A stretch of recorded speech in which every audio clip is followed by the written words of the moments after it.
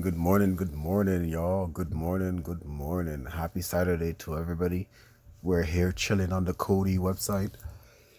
And COTI is another bank coin. COTI's a bank coin, guys. Like, COTI is literally setting itself up to be a bank coin, as you can see. The ultimate power grid for payments. In an era of everything digital, currencies remain outdated. Currently, it's cheaper to pay in cash than to use banks, PayPal, Alipay, and the like. COTI is the first enterprise grade fintech platform that empowers organizations to build their own payment solution and digitize any currency to save time and money. And they are some of the investors: Forbes, Investing.com, Yahoo Finance, CCN, Akernoon, and NASDAQ. Blockchain isn't yet a solution. Instability, complexity, and lack of scalability keeps it from the masses. CODI provides the seven necessary elements for the perfect payment infrastructure: scalability, simplicity, buyer seller protections, cost effectiveness, price stability, instantaneity, security. So CODI's trust chain. At the core of CODI's infrastructure lies the trust chain, a proprietary consensus algorithm based on machine learning. The trust chain lies in a multi-DAG data structure which works in tandem to drive up scalability, processing over 100,000 transactions per second. DAG is the most suitable infrastructure for payments due to the scalability and low transaction costs. Now, is this do they have this? Is this proven? Is this proven? I'm not sure. Anyway, CODI's new, right? CODI and CODI run off of Cardano. This is Cardano stablecoin. Positioning itself as a bank coin. So anyway, seamless digital payment solution for today's enterprise. CODI's platform enables companies to effortlessly create advanced fintech products and save time, data, and money. CODI Pay. CODI Pay can process all the payment types, both online and offline, including crypto and stable coins, credit cards, and even a merchant's native coin. It also has built-in financing with interest earned in deposits and business loans. Oh man. So dive into the white label payment. Traditional payment system costs consumers and merchants billions of dollars every year. Imagine a global payment network of users and merchants transacting free with your own payment method, digital wallet, coin, and more.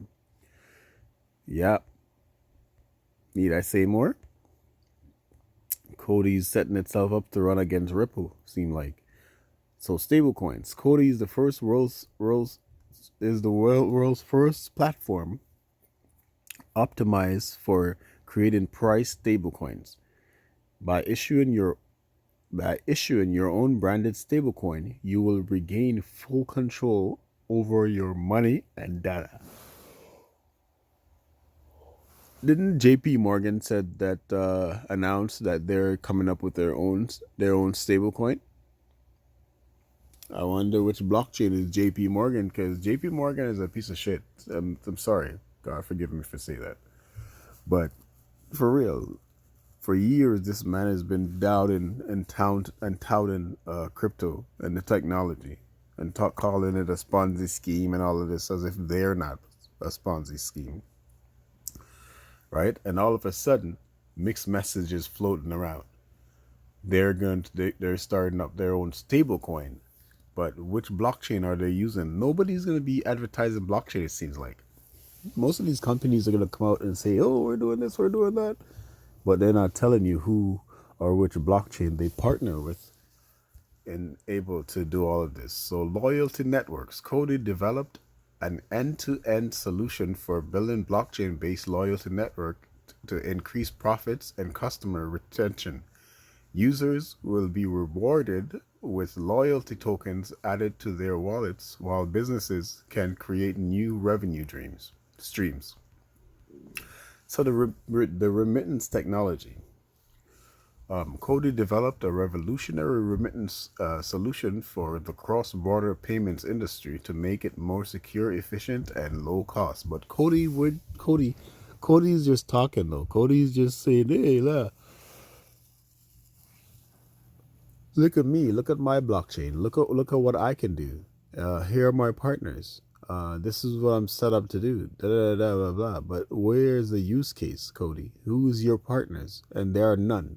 There are no partners. Well, there are partners right now, but where are the pilot phases? Where are the use cases in remittances and cross-border transaction? Where are the programs that are built on top of COTI? There is not many, right? So I'm just pointing out. One of the reasons why I'm doing this video is just point out some of the bank coins, that are set up to launch the CBDC, the banking, the central banking digital currencies that are about to emerge in this world. But who will be used in the crypto blockchains? Which countries? Which company? I don't know, but I'm laying out the the carpet and let you see, that these things are it's possible, guys. Like it's actually being written.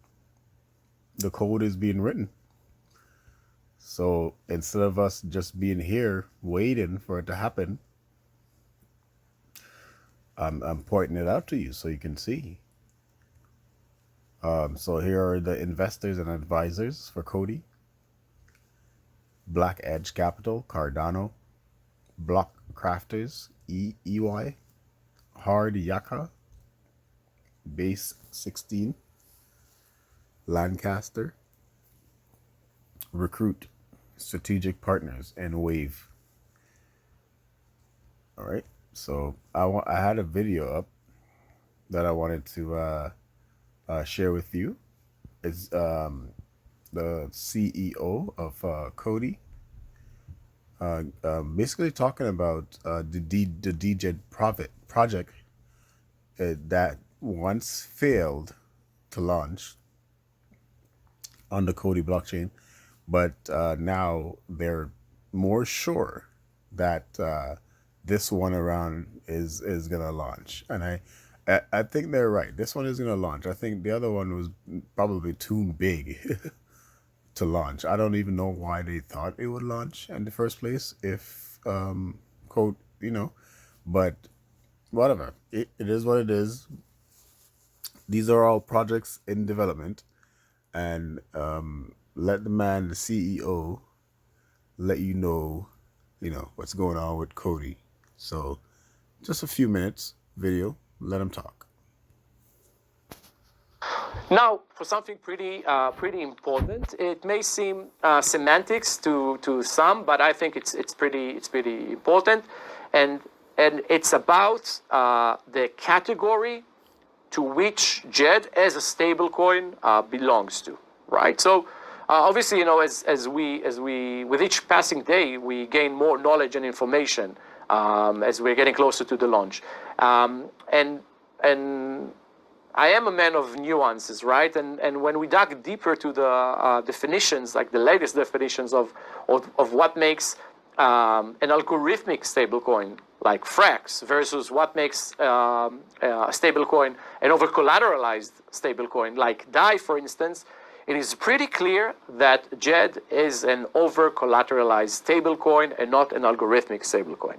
Now, let me dive into this right now, and here is a slide, and this slide it comes from the Messari forecast for 2023, like they usually publish once a year, a pretty thorough research. And that gave us a lot of inspiration when we looked into it. And I think, like, what I'll try to do is explain why JED is an over-collateralized stablecoin and not an algorithmic stablecoin. Let's begin with the obvious. Obviously, JED uses an algorithm. Yet using an algorithm in itself is not a reason why you'll be called an algorithmic stablecoin. Essentially, everything in computing has algorithms, including your washing machine, right? But the algorithm that JED uses does not mean that it's an algorithmic stablecoin. So let's just look at the differences, for instance. Let's begin with the very basic tokens, right? Fiat-backed stablecoins, right? Like USDC, USDT, BUSD, TUSD, USDP, etc. Obviously, these stablecoins are centralized, right? Their scale factor is 1. What does it mean? It means that if you deposit $1 as collateral, you get $1 worth of stablecoin, right? So this scale factor is 1 to 1. They're backed by fiat, obviously, and they require, centralized, trusted mediators and partners, right? What's the issue with that? It obviously has, single point of failure. It has censorship risk. I mean, your token may be seized, right? It has regulatory risk, and it means that you need to trust that third-party entity. So let's put fiat stablecoins aside and deal with the comparison between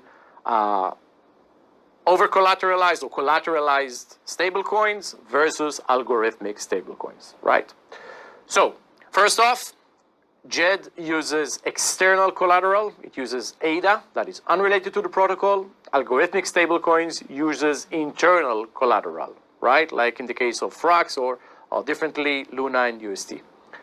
JED is over-collateralized, 4x to 8x, while algorithmic stablecoins usually are only partially collateralized. It means that over-collateralized stablecoins are less capital efficient normally. However, JED is different, and JED actually fixes that with the Shen model that takes care of the over-collateralized with this symbiotic relationship. So JED in itself is very capital efficient.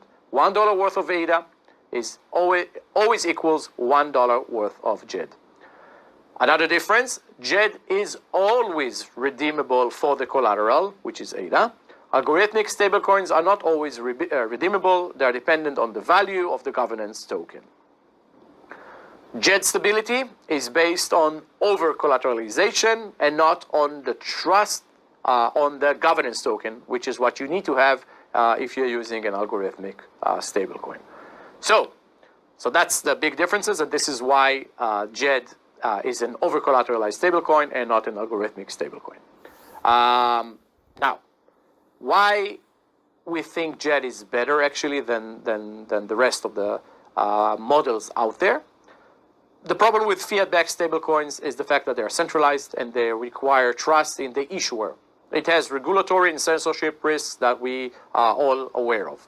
Algorithmic stablecoins require you to trust both in the algorithm stability model and in the price of the governance token, because if that crashes, it may lose the peg. Over-collateralized stablecoins are usually better. The problem is that they're not capital efficient, but JED actually solved that by completely separating the stablecoin itself, which is capital efficient, from the collateral provider's Shen, and they are incentivized with fees and everything else. So we think we kind of took everything, the best in all worlds. We'll be summarizing all of that in an upcoming article, but from this point forward, note that we'll be categorizing JED as an over-collateralized stablecoin and not as an algorithmic stablecoin, and we'll appreciate it if you do the same. Okay, let me wrap up everything. January is going to be very exciting for us. With the upcoming release of JED and a few other things, January we're gonna start 2023 with a blast. if you're watching this video, I hope that you are focused on fundamentals. Obviously, market conditions are less than ideal, but what we've proven in the past that if you stick the course, if you stick to what's important, if you play the long game, you usually benefit, and this has always been the case with COTI. Other than that, we'll be sharing our 2023 plans soon. We have a document that we'll be sharing probably next week. Until then, stay COTI. Stay COTI. There's a guy. So there you go. COTI's setting itself up to rival XRP. COTI is setting itself up to one day be amongst the top 30 cryptocurrency and be amongst the top 10 bank coins. And as you can hear from the horse's mouth himself, the CEO of the network, they're literally setting themselves up to go against XLM and XRP. Well, he didn't say the XLM and XRP, but as you can hear him describe the difference between the central bank and digital currency, the technology that's already out there to increase the power of this fiat currency. He's saying, yeah, we do the same thing, but our platform is more decentralized, where theirs are more, where the already existing ones are more centralized. So in a sense, it's kind of calling XRP and all these other ones, Quant and Hedera and all these other bank coins, Algorand, XLM. It's kind of calling them more centralized instead of decentralized. But everybody has their stuff to say, you know. So all I want to see is say, talk. All I want to see is the use case. I want to see the technology. I want to see the use case, because at the end of the day, that's what I will be more so interested in, is the use case and the technology. So anyway, I just wanted to share this video with you guys. Hope you like it. Peace.